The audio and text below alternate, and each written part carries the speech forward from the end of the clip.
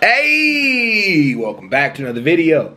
Musk says his new political party will start with a focus on 2026. Let's get it. Let's go. In fallout is a very public feud between Elon Musk and President Trump. The tech billionaire is now making good on his threat to start a new political party after Trump's massive spending bill becomes law. Trump announced his America Party over the weekend, writing in part, Musk announced his America Party, writing in part, when it comes to bankrupting our country with waste, we live in a one-party system, not a democracy. Trump lashed out on Truth Social, accusing his ex-bestie of going, quote, completely off the rails and becoming a, quote, train wreck. Musk hit back by writing, what's Truth Social? So things have turned bad again for these two yet again. How worried are you about Elon Musk's political party? Well, you know, Abby, I think it'd be easier for Elon Musk to figure out how to get to Mars than it would be to start a new political party. It's the ballot rules in states are very complicated. This is yet another issue that's decided at the states. Whether your party can be on the ballot is subject to 50 different state laws. They're very complicated. In some places, they're dependent on what you did in the previous election, running as an independent, to get on the ballot for a future race. To be a viable party, you'd have to run for all offices. You'd have to run candidates for Congress, for Senate, for governor. And Elon Musk has a lot of money, and he's devoted a lot of money to politics. But if he starts a political party, there is a limit to what he can put in under federal election rules to that political party. So, you hear that? They have set up a system to where there can only be so many political parties because it's complicated to get the political parties going. I want y'all to think about what the fuck he just said. Like, that's crazy. This is a very big undertaking, and I think he's probably blowing off steam. Well, I am old enough to remember No Labels. Yeah. Do we not remember No Labels? And they did successfully get on quite a lot of ballots. Yeah. And they did so largely because they had secret donors bankrolling the whole thing. It does take a ton of money, and he just has that. So, I mean, I would say this is not nothing, right? No. Well, I think there's two different things we're talking about. We're talking about midterms, and we're talking about presidentials. So No Labels was the presidential race, and so they were able to get on ballots. And the fear was really on the Democratic side that would split the party. So if this was 2028, I think you would be more concerned. I do think, though, the amount of money that Elon Musk has that just can throw around, that it's not just like backing a candidate, that can just be disruptive. And it seems like elections are so close in these days that one point could be a determinant factor, and he has enough money to shave off 1 point. So I wouldn't just totally poo-poo it. I don't think that, you know, as Deborah Cox says, how did we get here? Like, I think the breakup is final. I don't think they're coming back together. Reconciliation. I really don't. I don't think that they're going to be able to get beyond this. And I think it could play a part, not up and down the ballot, but in some key targeted, just to get under Trump's skin. I mean, Trump... It's crazy because he's mad because he didn't put he didn't put electric vehicles in there, and that's what it is. Later, he also sent another Truth Social saying, talking about Elon's friend who he wanted to run at NASA. He said he thought his friend was very good. I was surprised to learn he was a blue-blooded Democrat who had never contributed to a Republican. He said, I also thought it was inappropriate that a very close friend of Elon who was in the space business will run NASA when NASA is such a big part of Elon's corporate life, which is funny because people had asked Trump about this very thing several months ago, and he was like, no, not a problem, don't worry about it. I was at Kennedy Space Center last week, and I saw one of Elon's rockets get shot in space, and I was like, it was very cool, by the way. I highly recommend seeing it. And 3 days later, this guy's announcing a new political party. I'm like, dude, why don't you just stick with what you're good at? Like, I just saw that on Twitter. Like, stick with what you're... Like Trump, because I remember, you know, we would always talk about this, and Republicans would be like, yeah, let's put Elon in charge of flying planes. Like, let's put Elon in charge of every part of the federal government. And now, all of a sudden, he's crazy. Well, I do think he has gone a little off the rails. I don't think there's any doubt, given his tweet storm or X storm or whatever you want to call it, that he's done. But and me, as a Republican, I'm not worried. I mean, if you look at the Republican Party, they're more unified than they've been in decades right now. So if you're...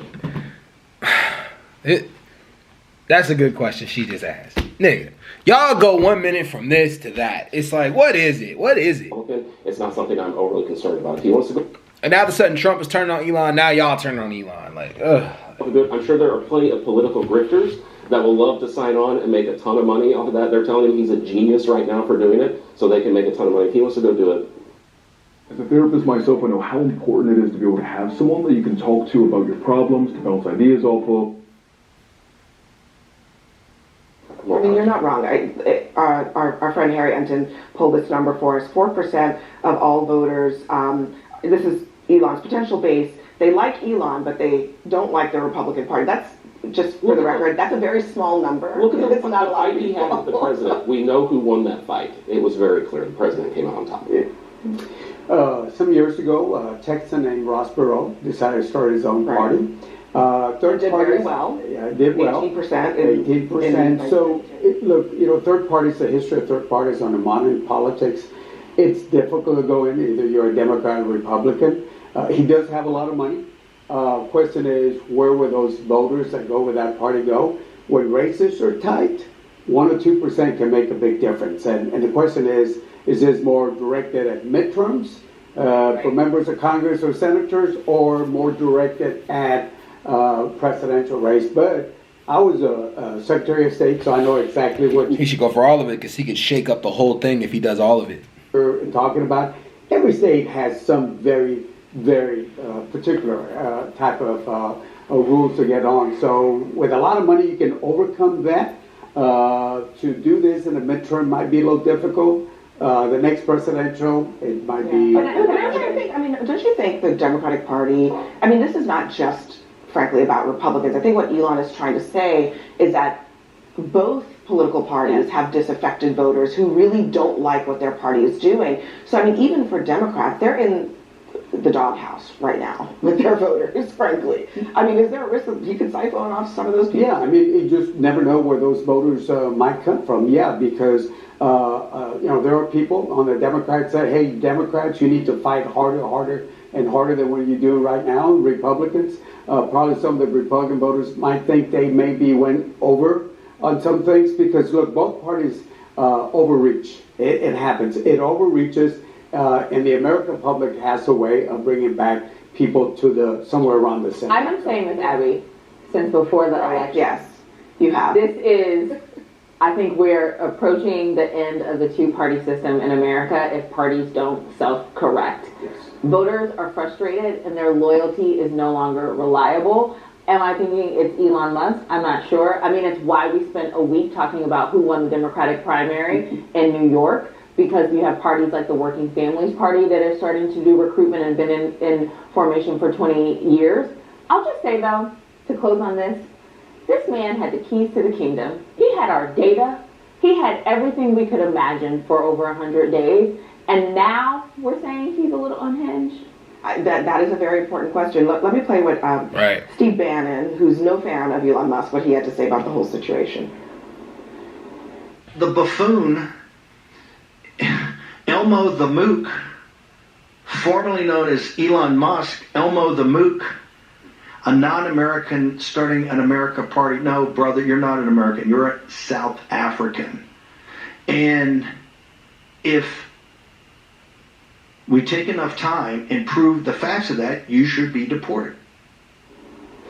Now, I'll give Steve Bannon credit for being consistent, because he actually has been saying this for a while, but otherwise, I would say that what is the most ridiculous about this is the idea that the people, as I was just saying to Lance, who 6 months ago literally thought Elon Musk could hang the moon, are now maybe saying he should be deported, maybe saying he's lost his mind. This, frankly, is what people hate about politics. I don't think Steve Bannon speaks for all Republicans or even a lot of them. But I think I'm personally glad Elon Musk is here in America. I'm glad SpaceX has helped save our space program. I'm glad Starlink is giving broadband to rural America where government fails. I'm glad he's here. I think that Ashley's right that he could make a difference in a few targeted races, but he would have to accept that he's going to be a spoiler, that his candidate's going to lose. And that is not something Elon Musk is going to be great at, I predict, is deciding. I think he's okay with being a Trump loses.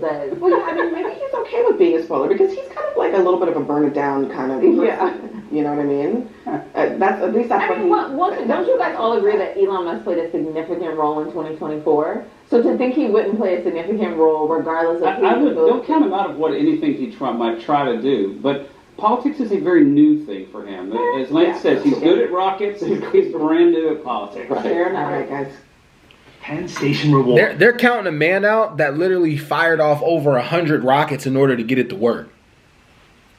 Y'all might want to be careful. That might not be somebody you want to play with. That's going to be somebody who's going to change the tide in some way, shape, or form. Because that's the type of person he is. But this man is not a quitter, and he goes into a lot of things. So Elon Musk is going to be dangerous for anybody who has to go against him. But anyways, though, y'all, I'm out. Peace.